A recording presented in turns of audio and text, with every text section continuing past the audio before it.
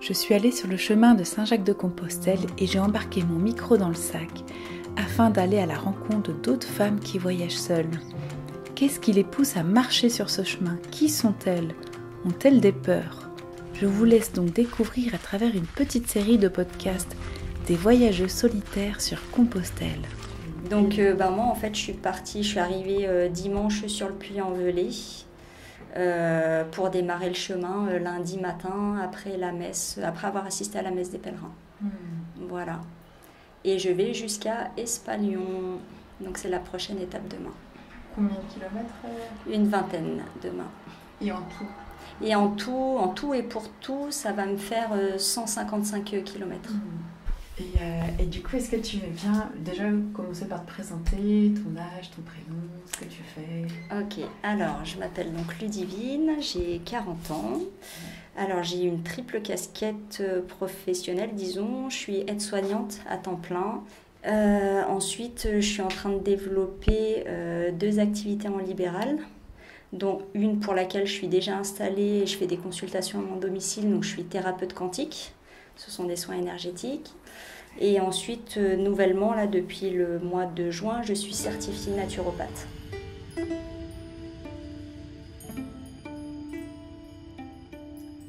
Qu'est-ce qui fait que tu es partie toute seule sur ce chemin? Alors, pour moi, c'est une évidence, parce que je suis quelqu'un d'assez solitaire. Et je pars déjà, depuis chez moi, en fait, je voyage pas mal, je vagabonde pas mal un peu autour de chez moi, que ce soit camping ou après même en montagne, en bivouac ou en randonnée à la journée. Enfin, je marche essentiellement et je voyage toute seule. Voilà. Même si je suis...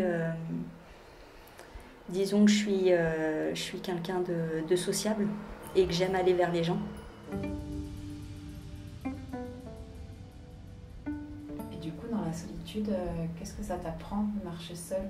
Marcher seule, en fait, pour moi, c'est vraiment me retrouver avec moi-même, en fait. Comme sur ce chemin où c'est avant tout une quête de soi, en fait.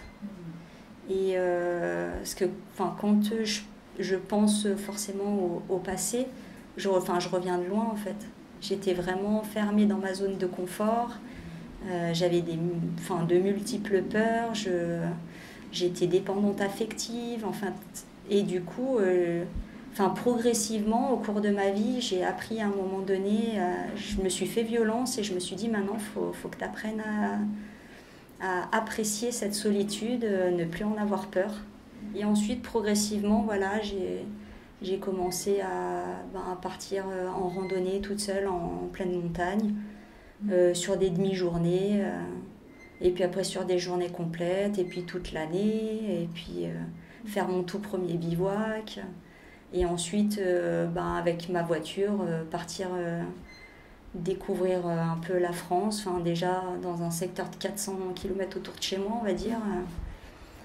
300-400 km. Et puis voilà, mais il y a encore plein d'endroits, comme la Bretagne par exemple, que je connais pas et qui me fait des petits appels. Je vais t'accueillir. Voilà, ouais, avec plaisir, ouais, carrément. Carrément.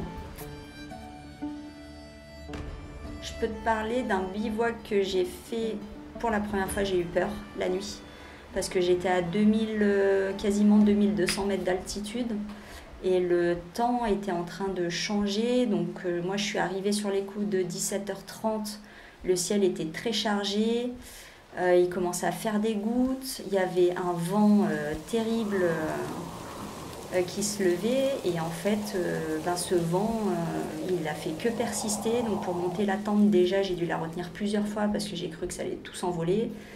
Donc voilà, j'ai senti que la nuit allait être mouvementée. J'étais déjà pas rassurée. Et ensuite, de toute façon, j'étais là-haut.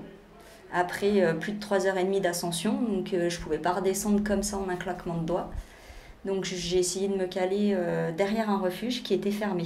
Pas d'autre choix que de dormir dans ma tente. Voilà, et du coup, toute la nuit, ça a été mouvementé. Donc j'ai quasiment rien dormi. Et en fait, à chaque fois, vu que je ne dormais pas et que j'avais peur dans la tente, je sortais et je me disais oui, il y a du vent, mais en fait, finalement, c'est pas si terrible que ça.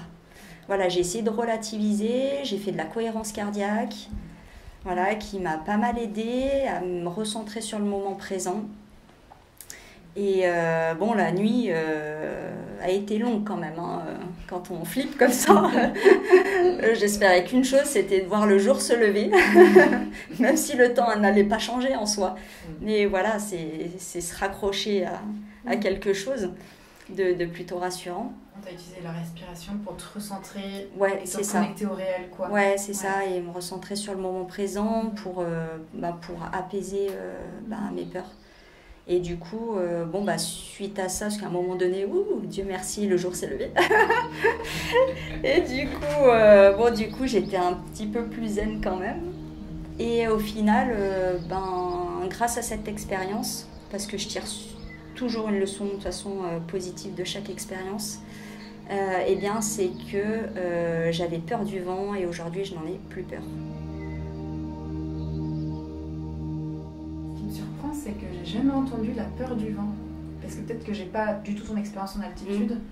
Et c'est quoi dans ton imaginaire, c'est que de perdre tes affaires ou t'étourdir, non, c'est déjà je fais un petit gabarit, donc c'est vraiment ce sentiment d'insécurité que j'avais, voilà, par rapport au vent. C'est un élément avec lequel j'étais pas forcément à l'aise, tout simplement. Et il y a aussi une expérience que j'ai vécue qui est en lien aussi avec le vent, il faut dire, qui s'est produit lors d'une randonnée vers chez moi. Et pareil, j'arrivais au niveau d'un sommet situé à 2000 mètres d'altitude. Et à l'époque, je m'étais fixé l'objectif d'aller jusqu'à la croix. Et en fait, donc il y avait un immense névé. Donc un névé, c'est une plaque de neige plus ou moins grande. Voilà. Et là, il y avait encore cette plaque de neige, seulement il y avait beaucoup de vent. Et un vent qui arrivait du sud, qui amenait de mauvais temps. Et en fait, moi, j'étais avec mon sac à dos, donc et mes bâtons. Et là, je baisse la tête et je vais en direction de la croix. Donc déjà, le vent me poussait sur le côté. Enfin, vraiment, il était vraiment puissant.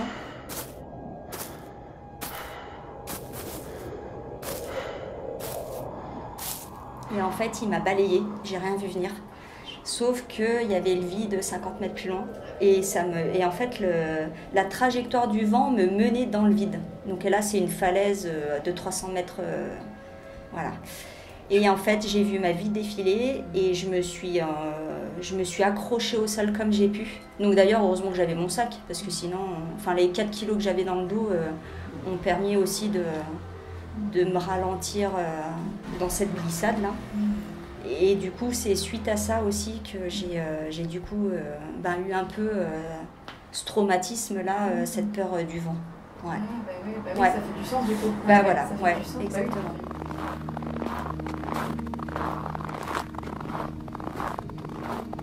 Moi, en fait, je pars du principe où dès que j'ai une peur, je vais au-delà, en fait. Je la conscientise et ensuite je veux la dépasser, en fait, pour avancer sur mon chemin. Parce que du coup, les peurs, ce sont des projections, hein, donc en fait, on n'avance plus, ça nous paralyse, tout simplement. Donc voilà, c'est aussi pour ça que ce Compostelle, je voulais le faire en autonomie.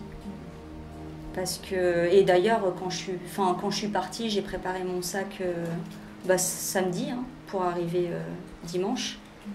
Et pour moi, c'était une évidence que je partais en autonomie. Voilà.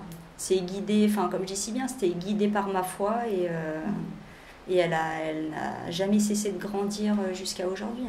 Et je me sens, la transformation, je la sens en moi.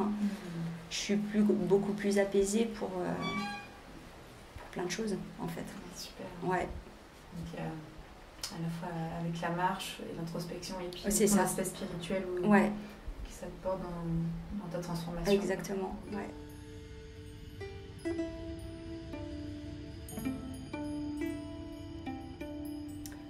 J'ai envie de dire que chaque rencontre que j'ai pu faire sur le chemin, elles étaient géniales. Il y a toujours eu beaucoup de bienveillance et le chemin est magnifique et c'est vraiment une belle expérience à vivre. Et de toute façon, moi, dans un coin de ma tête, là, je vais pas m'arrêter là. Là, j'avais... disons que les choses se sont organisées comme ça, où je m'arrête à Espalion.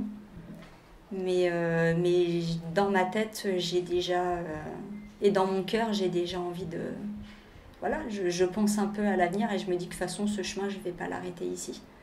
J'ai encore plein de choses à vivre et encore à apprendre sur moi, sur les autres. Parce que je pars du principe que dans chaque relation, dans chaque rencontre, on s'enrichit des autres. C'est déjà le cas à travers mon travail. Je prends la vie comme ça, en fait. Quand je t'entends, ce que je vois, c'est toi, tu as vraiment l'équilibre entre la solitude, l'introspection et la sociabilité, te nourrir des autres, ouais, c'est ça. Donner. C'est ça. C'est vraiment tout. Tu as trouvé ton milieu, ton équilibre. Quoi. Exactement. Exactement, ouais. Ça a mis des années. Mais c'est ça l'expérience humaine aussi. C'est à partir du moment où... moi j'ai toujours... depuis toujours, j'ai ce souhait d'avancer en fait. Je suis quelqu'un de très optimiste et pour moi l'échec c'est un mot qui n'existe pas. On vit des expériences, on en tire des leçons et en tout cas moi j'avance comme ça. Et du coup, au vu de ton partage, toi, est-ce que tu aurais quelque chose à partager pour des femmes qui aimeraient voyager mais qui ont des blocages, elles ont des peurs intérieures, tu vois? Est-ce que toi tu as un message à faire passer ou... J'ai envie de leur dire d'oser. Oser de sortir de votre zone de confort et il y a des expériences... moi j'ai vécu... après, à travers tout cela, moi je vis des expériences fabuleuses, des rencontres fabuleuses, donc je me sens super bien dans ma vie. Je vis la vie que j'ai toujours voulu mener en fait, à une époque où je faisais que la rêver. Voilà, et aujourd'hui, je réalise mes rêves les uns après les autres. Super. Donc c'est que du positif. Donc allez-y, foncez. Merci à cette voyageuse du chemin pour cette entrevue improvisée. Si le voyage au féminin vous intéresse, je suis en train de réaliser un film documentaire sur ce sujet. Aussi, j'accompagne en séance individuelle des femmes qui rêvent de voyage, mais qui n'arrivent pas à passer à l'action. Pour en savoir plus, vous pouvez consulter mon site internet sur clairepauder.com.